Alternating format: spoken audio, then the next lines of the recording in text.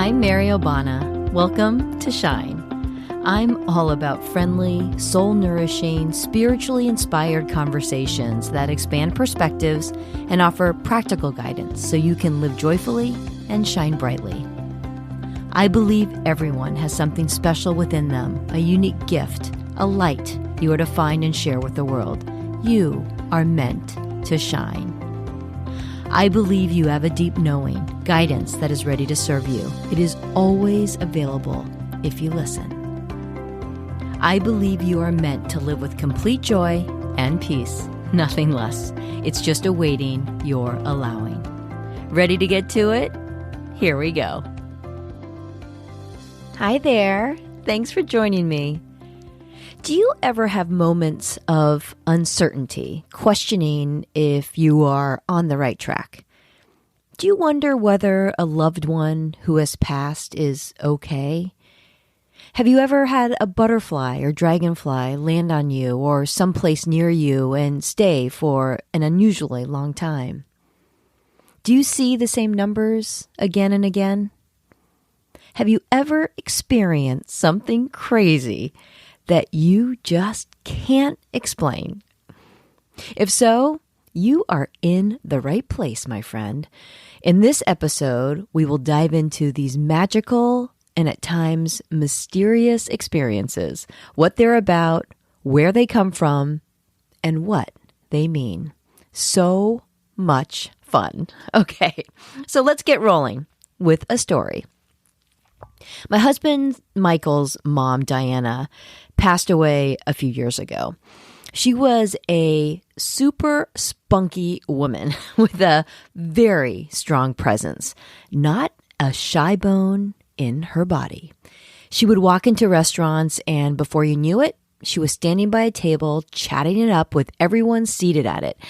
And I always asked, "Are those friends of yours? Do you know them?" She always would say, "Nope." I remember before our wedding years ago, we were having dinner, catching up on some details, and I asked her if she knew what she was going to wear. Without a moment's hesitation, she said, "Hibiscus." I thought, hibiscus? Who wears hibiscus?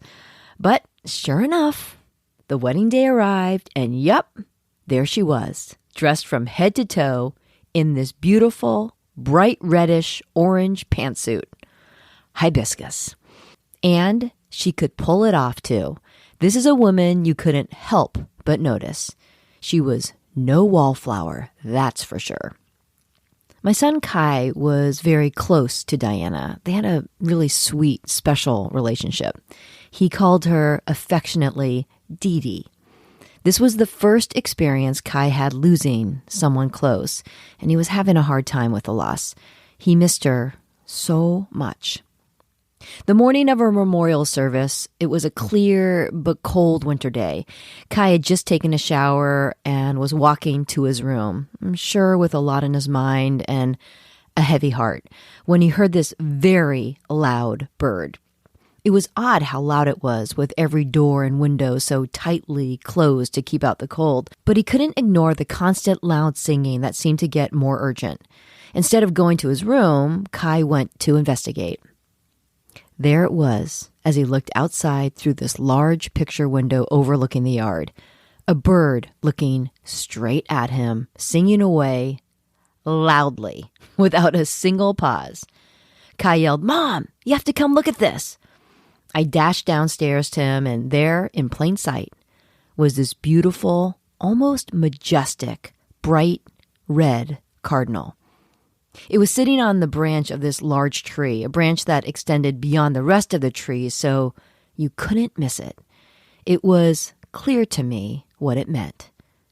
I shared with Kai that cardinals represent loved ones who have passed. It's said that when cardinals appear, loved ones are near. As the words sunk in, I saw this serene look come across Kai's face as his eyes teared up. He knew. His Dee Dee was right there with him. What would follow in the subsequent days, and honestly, countless times since, are visits from a beautiful, bright red, loud cardinal. Visits for Michael, visits for me, and visits for Kai. When Kai's having a tough day, a cardinal inevitably appears. On his graduation day from high school, the cardinal made its appearance. Where he works now, a cardinal has literally taken up residence, fluttering around outside the window right by him. And it's always the same, bright red and loud. After the death of someone close, have you received visits from cardinals? Or for you, maybe it's hummingbirds or butterflies. These are common signs that loved ones are near. They want you to know. Do you remember my interviews with Therese Horton? She has been a guest on this podcast twice. Therese lost her beautiful daughter, Rebecca, at the age of 11 in a car accident. Therese published a book called Rebecca's Gift, and in it she shares many stories about the signs she received after Rebecca's death. But one was extraordinary. Therese's then 9-year-old son, Oliver, survived the crash but suffered severe injuries, so he was being treated in the area's leading trauma center in downtown Boston. A few days after the accident, Therese and her close friend, Mary, went outside the hospital. Therese had difficulty catching her breath since the accident and always needed fresh air. There was a lot of busyness outside the hospital that day. It was crowded with lots of folks passing through and sadly, many in need, counting on the kindness of strangers to support them. It wasn't the most peaceful place to be, but Therese was grateful that she could just get some fresh air and breathe. As they turned to go back inside, Therese looked down at her feet, and there, in plain sight, were 2 shimmering dimes side by side. They were so shiny, they looked brand spankin' new. How they hadn't already been snatched up was baffling to her. Now, everyone who knows Therese knows she has this thing about picking up pennies and instinctively looking at their dates, curious about their significance. She loves finding coins. As she picked up these dimes, she gasped. She couldn't believe what she saw. One dime had the year 1982, the year of Rebecca's birth, and the other had 1994, the current year, the year of her death. All this emotion just poured out of Therese, knowing that it was a sign from Rebecca. She was with her. There were no words. If you haven't listened to those interviews, episodes 5 and 23, please do. Through loss, there is still so much love. It truly never ends. Now, if you have a more skeptical mind and are thinking, no, these are just coincidences, let me share this story with you. A few years ago, my friend Jennifer shared this experience with me. As I was preparing this episode, I actually called her to have her tell this to me again to make sure I remembered it correctly. As background, Jennifer and her husband Rick have 4 kids. Her family is very active. They all play one sport or another and are big sports fans too. Apparently, it runs in the family. Rick's father was an extremely devoted, die-hard Red Sox fan. He loved that team, never missed a game. He lived outside of Massachusetts, though, so most of them had to be watched from home. Rick's father died before Jennifer and Rick had their kids. So on with the story. Jennifer's son Will had this commemorative Red Sox baseball in his bedroom. She couldn't exactly recall where it came from, but she suspected it was something Rick had and gave to him. This baseball was on one of those display stands that holds the ball in place so it doesn't roll around. You know what I'm talking about. It sat on Will's dresser. On this one day, the kids were at school and Jennifer was home alone. She went to grab laundry from Will's room, and the baseball was in the middle of the floor. Will must have been playing with it or something, so she put it back on its stand and left the room. She was doing a lot of stuff around the house that day, and when she returned later to drop some clothes back to Will's room, there it was again. The baseball was in the middle of the floor. She thought, wait, that's weird. I'm the only one home, and I know I put that baseball on a stand. There's no way it could have rolled off by itself. So, puzzled, she placed it back on its stand, but this time she put the stand behind a bunch of things on the dresser so it stayed put. Will's room was upstairs. It was a rainy day, but the rain had finally stopped, so the house was nice and quiet. Then Jennifer heard a boom, as if something had dropped. She knew exactly what it was. Sure enough, when she went to Will's room, there the baseball was on the floor again. Crazy. And it didn't end there. That night, everyone was in bed early. It was a school night, and Rick was away on business. The house was quiet, and Jennifer was tired. Just as she was dozing off, she was startled by this loud noise. She sat up in bed and heard it again. It sounded like a roar of a crowd. As she focused more closely, the sound seemed to be coming from down the hall. So Jennifer got up and walked, she admits hesitantly, out of the bedroom to follow the sound. It was coming from the office. As she entered the office, she could see the computer was on and she could hear the sound coming from it. As she made her way to the desk, she couldn't believe her eyes. A Red Sox game was playing on the computer. She thought, what the heck? How did this happen? Rick had been gone all week and she hadn't been in the office all day. Who turned on the computer and who was watching the Red Sox game? The next morning at breakfast, she asked her oldest son, the only one who would have known how to use the computer, if he had listened to the game on the computer in the office. And he said, "What are you talking about, Mom? No. And even if I wanted to watch the game, why would I watch it on a computer? I would have watched it on TV." There was only one explanation in Jennifer's mind. It was Rick's dad. He wanted them to know he was with them. Still thinking these are all just coincidences? In the last episode, you may remember me mentioning synchronicities. Synchronicity is a term initially coined by Swiss psychologist Carl Jung to describe these things that happen that seem coincidental but have significant meaning.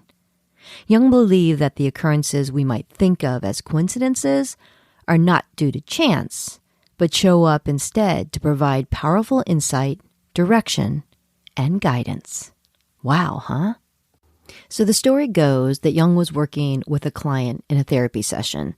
This woman was described as highly educated, with a serious demeanor, and super rational. To do the work he needed with her, Jung thought he needed an irrational event in the form of a coincidence to get through to her on a deeper level.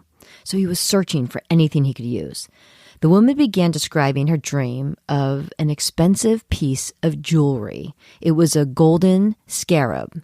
I had to look it up, but apparently the scarab beetle was commonly used in ornaments and amulets in ancient Egypt because of its symbolism with immortality. Okay, so as she explained this dream, Jung heard this tapping at the window behind him. He opened the window and discovered a live, goldish green scarab beetle, an insect, by the way, that was not native to the area. Jung couldn't believe it. He caught the beetle, walked it over to the woman, and said, "Here is your scarab." She couldn't believe it either, apparently. The event was enough to help break the woman from her overly rationalistic worldview and connect her dream world to her waking life. This was a fundamental revelation in Jungian psychology. I mean, what are the chances, right? A scarab throwing itself at the window behind Jung just as he searches to find a way to get through to her? I mean, really? Coincidences, synchronicities, I call them signs, messages from the universe. Have you ever had something happen to you that was so crazy you couldn't help but wonder? A person I used to work with shared the story of how he and his wife were talking about his father who had died and how much he missed him when they heard the kids' toys making all this noise. They have this basket of toys in the mudroom, so they figured the sound was coming from there. They had put the kids down a couple of hours earlier, but they thought, one of them must have gotten up and sneaked over to their toy bin. So they walked over, fully expecting to see one of the kids, but when they turned the corner, there was nothing. Everything was neatly in its place. They both scrambled to the kids' bedrooms, where they found them both sound asleep. That happened more than once. I've heard so many stories, but there are those with recurring themes like this. Maybe you've experienced things like this yourself. Just as you're thinking of someone, their favorite song plays on the radio, or you see a license plate or street sign with their name. You're missing someone, or we're just talking about them, and one of the lights in your home starts to flicker. Then you go to check the light bulbs, and it stops. Then it happens again and again. Or something suddenly appears that reminds you of, let's say, your grandmother or a lost loved one in a place you swear wasn't there before. Now, if you're nodding, you know these signs are real, right? If instead you're thinking, what? Signs from the universe? Really? How is that possible? Well, you know me. I'm as big of a believer as they come, but I always appreciate an explanation to help me understand how these things work. So for the more rational, science-minded folks out there, let me geek out for a second to share a way to think about it. As Einstein said, everything is energy, and that's all there is to it. Everything in the universe, all of existence is energy, whether it takes a physical form or not. So let's start with the physical, what we can see, touch, feel, and smell. Let's say our bodies. Even more specifically, let's say our skin. If you look at your skin under a microscope, magnified 20,000 times, you would see the solid mass of your skin turn into a field of swarming cells. Then, if you magnified again, you would see molecules created by atoms, the building blocks of all matter. Okay, now quantum physicists have discovered that atoms are made up of constantly spinning and vibrating whirlwinds of energy, each one radiating its own unique energy signature. So even our skin, which seems like this solid mass, is energy always in motion. This goes for the car we're driving, the device we're listening to, what we're wearing, the gravel on a driveway. All physical things are made up of atoms that bounce around, vibrating like crazy. Energy. So all things are energy. We can understand that. We are energy. Are you getting that? But what about things you can't see or touch or feel? If we can't see them, do they even exist? Well, let's take sound. Sound is energy. We can't see sound, but we know sound creates vibrations. The naked eye can't see it, but it's real. We can hear it through the way we receive those vibrations, but there are also many, many sounds that we can't hear, but that exist. Our hearing isn't sensitive to every frequency, so we can't pick up sounds outside our range. But though undetectable to our human ear, each of those sounds exist. It is energy, just not energy we can readily see or hear. The same goes for light. The human eye can only see visible light. There are forms of light we cannot see: radio, infrared, ultraviolet, X-ray, gamma ray. They are invisible to us, but it's energy. It vibrates and it exists. Thoughts, beliefs, and emotions are composed of vibrating energy too. You've felt emotions moving through your body, haven't you? The Latin derivation for the word emotion is emotere, which literally means energy in motion. We can't see these things, but they are energy and they do exist. Nikola Tesla once said, "If you want to find the secrets of the universe, think in terms of energy, frequency, and vibration." He didn't say the secrets of our world. He said the secrets of the universe. We are souls, energy, spiritual beings, here to have a human experience. We've been given this life experience to grow and learn so our souls can expand. We are energy. Everything is energy. What we can see and even what we cannot. And everything is connected through energy. Everything. We receive and transmit energy all of the time, whether we recognize it or not. And remember what I shared about the human body? Though we take a physical form, we are comprised of energy, and the energy is independent of the physical form. Did you get that? Energy is independent of the physical form. Energy exists and can't be created or destroyed, only changed from one form to another. That's the first law of thermodynamics, by the way. Are you still with me? We aren't just made of energy. We are energy. So when you strip away all the physical stuff, all the physical form, the energy still exists. So our loved ones who have passed, do they exist in physical form? Nope. But does their energy still exist? Yes. Yes, it does. Energy cannot be destroyed. We are energy, and that energy cannot be destroyed. Does this mean that they're still with us? Yep. So about those signs from past loved ones, is it possible? Is it real? Can they communicate with us? Yes. This happens in various ways. Some can connect directly to the energy of these beings and translate and deliver their messages to us. But our loved ones want to communicate directly to us, and they do it through signs, like the ones we've heard today, and there are countless others. Is that them? How do they make this happen?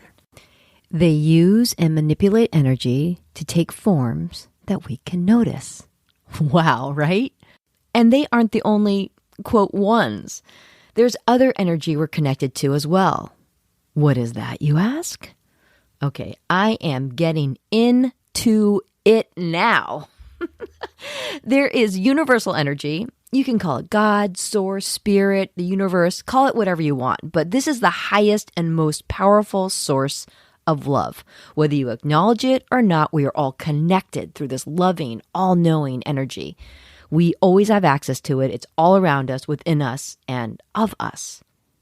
And then there are spirit guides, non-physical entities that are part of the vast loving energy of the universe. Our spirit guides come from the light and are explicitly devoted to us.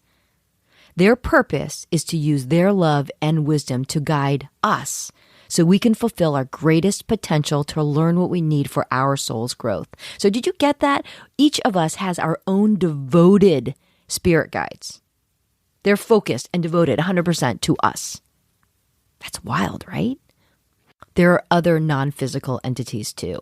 Angels that protect us, archangels, these powerful spiritual figures with areas of focus that can be called on anytime we need them, deities with their own powers, and ascended masters, the universe's greatest teachers. All right, you might just be like, what? My head's popping off. Okay. All these magical and beautiful sources of love are available to us and eager to support us.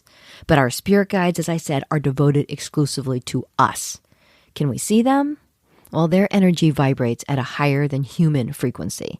Think of them as beings of light and love. Are they real? Yes, they are. Now, if you're thinking, come on, seriously? Yeah. So we know everything is energy. We know through the law of thermodynamics that energy cannot be created or destroyed. And there's a whole lot that exists that we can't see. Can we agree to that? I am quite certain we have only scratched the surface of the magnitude of all that is. So you can believe what you want, but I have witnessed remarkable things firsthand. I am telling you, these beautiful forces wish for us to receive their communication, their guidance, to feel their loving presence, to access their wisdom. They always know exactly what is going on with us and just what we need to know to serve our highest good. There are many ways to tap into this communication: gut feelings, dreams, if you really tune in, sensations, smells, visions, and auditory messages. But signs are awesome. We are meant to connect with them. Everyone can do it. The form it takes is unique to each individual, but like anything, how developed that line of communication becomes depends largely on the work you put into it. For me, it's always words, and lots of them. When I work with people, I'm able to tap into their non-physical energy and transmit the messages from their spirit guides directly to them. Sentence after sentence after sentence after sentence. It is unbelievable. Anyways, there are many ways communication can come through, but signs are always a surefire way. They work to get our attention. They're always guiding us. Signs are a reminder and reinforcement of their presence and their connection between us and them. Your team of guides, angels, past loved ones, and the universe, source, God, whatever you call it, signs are a way those non-physical entities communicate with us, and it's done through energy. So here are some examples of ways our spiritual guidance comes through. You're thinking about going into a new line of work, and suddenly all these things effortlessly fall into place. Maybe you're just researching a company you think would be interesting to work with, and that evening you meet someone who works there. This is evidence that the new line of work is valuable for your soul's growth. Or let's say you want to get into a relationship, but you're ready for one, but everyone you meet doesn't work out. Believe it or not, this is guidance too. There isn't growth and learning in those relationships for you. They want you to be in a relationship that supports your growth. So all those things that fall through and don't work out, believe me, trust me, that is guidance. Okay, here's another one. You see the same numbers again and again and again. In general, this means, yes, you are on the right track. But there's so much more here. What are the numbers? What's going on when you see these numbers in your life, right? It always has meaning. Here's another one. You have a vivid dream. When the dreams are lucid, pay attention, write it down. There's often a message in it for you. Okay, another, you keep seeing the same animal again and again and again, and it's not a common one. If there is a prominent presence of an animal, look up its meaning and symbolism. You'll be amazed at its relevance. In addition to the ones we've covered, the ones through the stories and the ones I just mentioned, some other common ones are feathers on your path or threshold, hearts, rock-shaped hearts, hearts shaped in the asphalt, even in potato chips, rainbows or double rainbows appearing at profound moments. Signs can also come through other people. So here's the story. In my last company, Coco, I was evaluating a fellow we were considering for a franchise opportunity. So we flew out to our headquarters just outside of Boston to meet with us. He was terrific. I knew he'd be a great fit. But we were just starting out, so we only had a handful of clubs open at the time. So he was wrestling with whether he should take this big step at this time. He had to travel directly to New Mexico after our meeting for some work, so we agreed to chat after he got back home. He later shared that he was out in New Mexico, in the middle of nowhere, New Mexico, by the way, having lunch. He was by himself, and he was just thinking through all the pros and cons of taking this step. When, this is crazy, he overheard a person at the table behind him raving about this fitness club that she absolutely loved. He thought, what? Did she just say Coco? He couldn't believe it. So at first he thought he was hearing things or must have heard it wrong. So he turned around and politely interrupted them, saying, I couldn't help but overhear you mention a fitness club that you liked. And he asked, what was the name of it? And the woman said, oh, it was Coco. She went on and gushed about her experience and how it had completely changed her life. We didn't even have clubs in New Mexico. This woman was visiting her friend from out of state. Now, what do you make of that chance encounter? He knew it was a sign of affirmation.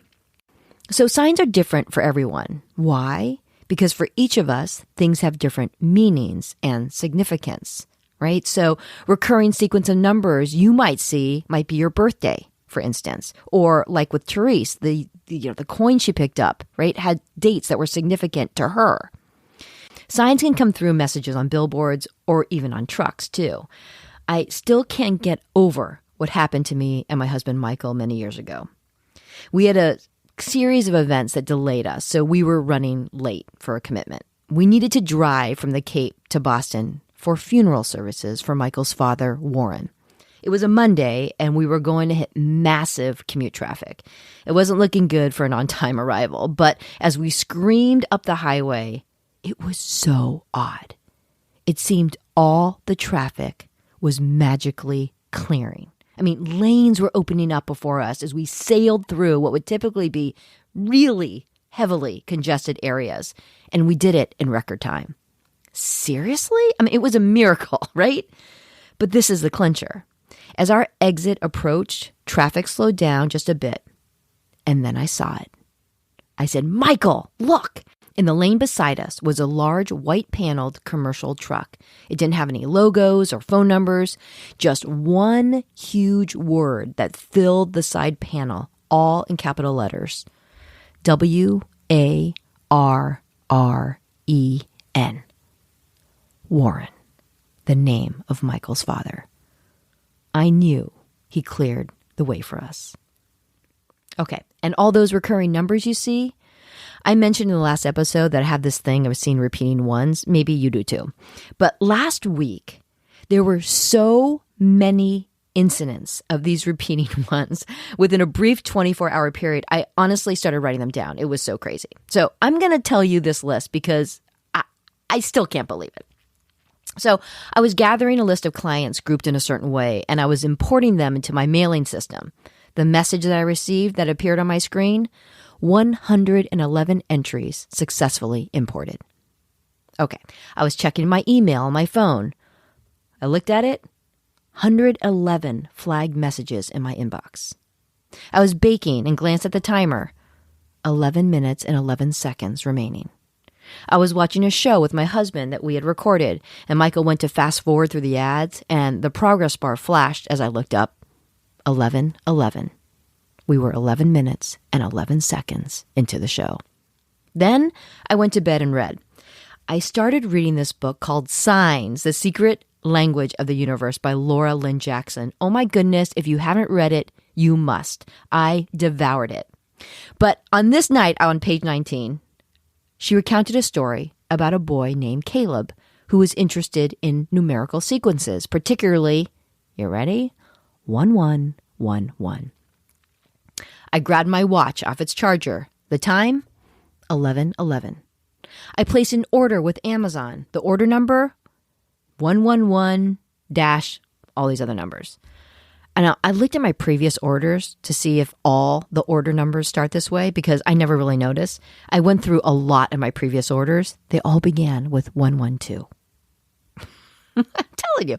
The next day I was looking at an item on Amazon and thought I'd check the ratings. There were 111 reviews.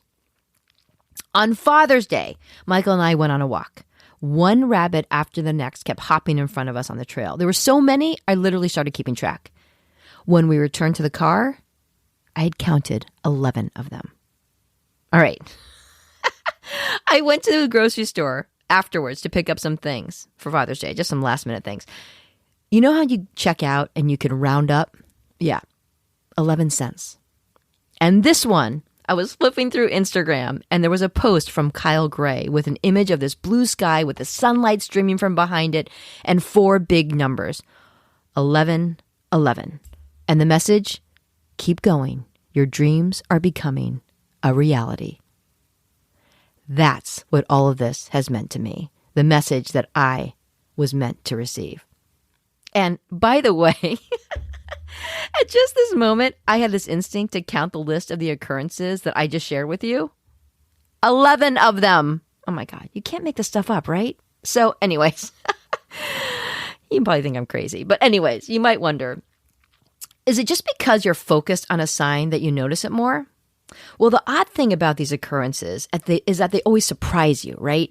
Like you naturally stumble upon them, meaning it's not as if you look at a clock at, and it's 11:10 and you sit there and wait for it to turn to 11:11. It's never like that, right? It's always a surprise, which makes it so fun. It's craziness. Anyways, the truth is that your guidance is always around you. Whether you acknowledge it or not, it is. And if you find a sign and suddenly notice it, it means a connection between you and that which you cannot see is entering into your consciousness. Recognition so you can understand. It has always been present. It is always present, but now you can see it. You notice it.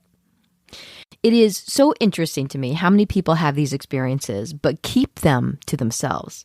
I can't tell you the number of times people have said to me, okay, I've never told anybody this, but ... right? Maybe it's fearing others might think you're crazy or your mind talking you out of them, chalking them up to pure coincidence. But if this happens to you, if you've received signs of these things you experience, right, come into your consciousness, maybe just consider, well, what if? Imagine what that might open up for you. I mean, allow yourself to accept the connection to something magical and amazing. Okay, want to have some fun with this? Do you want to see if your guidance is with you? This is what I want you to do. Pick a sign, anything. It could be a thing, a combination of things, whatever. It can be anything you want. I'd suggest something unusual that isn't seen frequently, so when you see it, it can't be mistaken for anything else but a sign for you. You don't have to tell a soul. It's just between you and your guidance. Okay? Then simply say to yourself or out loud, okay, guidance, so I know you're with me. Thank you for showing me a blank. Right? Again, okay, guidance, I know you're with me. Thank you for showing me a blank. Right? Now, notice that I said, I know you're with me. And you got to feel that, right? Because if you go in with, yeah, you know what? I'm not buying this, but okay, I'm game. That is resistance.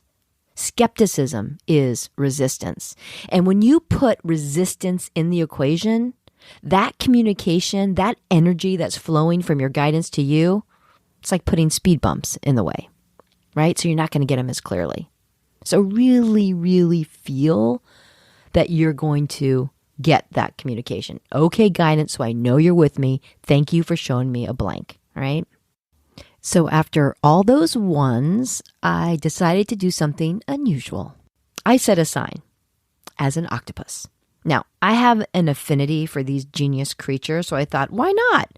I mean, where am I going to see an octopus, right? I know I live on Cape Cod, but this is not a common occurrence. So anyways, I knew it was going to be a challenging one, but I also knew it would come through in some way. So the next day I was texting someone and she was sending me these beautiful photographs she had taken with her iPhone. Flowers and sailboats and just these stunning photos. Then she sent me one of these jellyfish with the text beneath, Monterey Bay Aquarium. Then 2 emojis, a heart and an octopus. I thought it was funny because she used an octopus emoji even though they were jellies, right? But she then shared that she realized last minute that it was not a jelly and was going to delete the octopus emoji, but the text sent. See what I mean? Okay. Anyway, so you pick a sign, right? Thank you, guidance. I know you're with me. Please show me thank you for showing me a blank, right? Then you can have more fun. You can ask specific questions. For example, if you want to know if you're on the right track with your career or a relationship or some decision, simply say, thank you for showing me an octopus if I'm on the right track with blah, blah, blah, as an example, right? And if you want to connect with a past loved one, some people pick unique signs for specific loved ones who have died. So maybe one's for your father, another your grandmother. Have fun with it because it is fun. Trust me, love never ends. And prepare for it to present in unexpected forms or places. So if it's a specific animal, it might appear on a page of a book you flip open to, on a television show you happen to come upon, on a logo, in a cloud formation. Just pay attention, watch, and listen. You are always connected to all the guidance and all that love. So when can you expect to see it? It can be quick, but give it some days. The key to this, though, remember, let go of that resistance. Try to open yourself to the magic and the truth of what is. It's mind-boggling what you experience. So why should you look for signs? It's a way for us to tap into that loving energy of the non-physical. Yes, your loved ones are near. Yes, you have light and love around you. Yes, you have guidance available to you. Do not underestimate the power and significance of these signs. Leaning into these signs creates trust.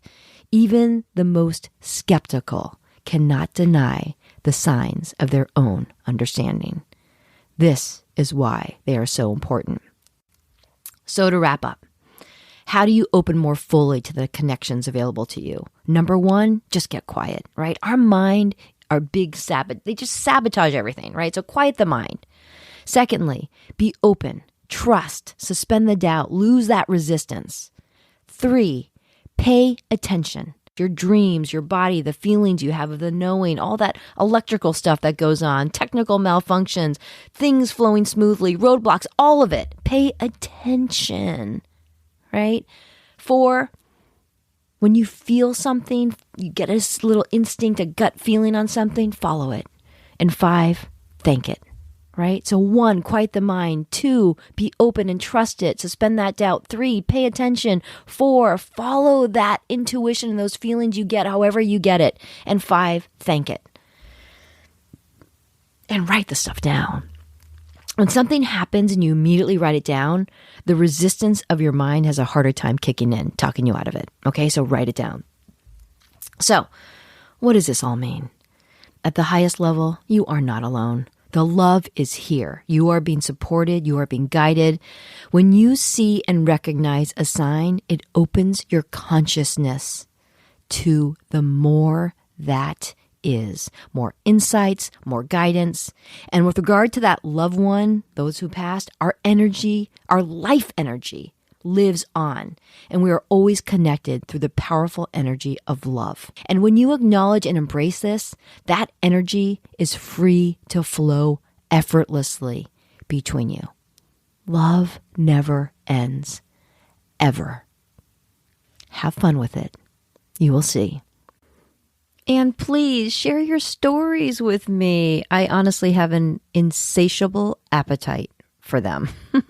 You can follow me on Instagram at ObanaMary, or you can email me at mary@maryobana.com. Just know when you allow yourself to trust, the magic begins. Thank you for being with me today, and thank you for rating, reviewing, and sharing this podcast so others can benefit from it too. Until next time, keep shining that beautiful light of yours and look for those signs. Take it easy.